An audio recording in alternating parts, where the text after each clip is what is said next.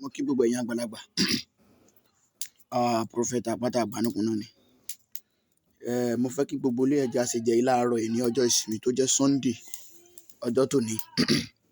Ẹ ti rí ìkejì ló wà lórí náà. Àkọ́kọ́ láti fẹ́ ṣe yìí. Ẹ rí àgbọn tó lómi inú dáadáa. Bá mi dà sínú kan. Ẹ ti dá sí. Tọ́. Òun rè o.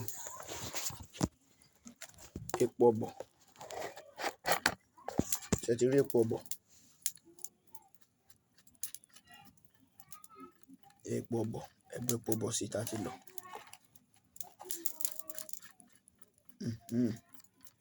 Ṣé ẹ ti rí báwọn? Epo ọbọ̀ yẹn sí kó tó. Tọ́.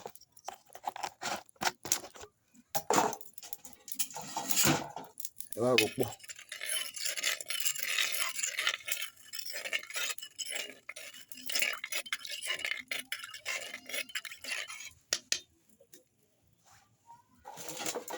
Ẹyin òróró 6.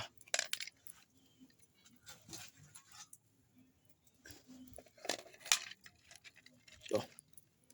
Èmi tí náà ni Prophet Àpáta Àgbànìkún. Ṣé ẹ ti rí?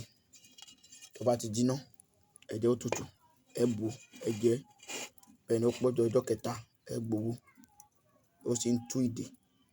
Ó ń tú ìdè kúrò lára tààràtà. Ẹ ṣeun. Èmi tí náà ni Prophet Àpáta Àgbànìkún. Máa sàlám.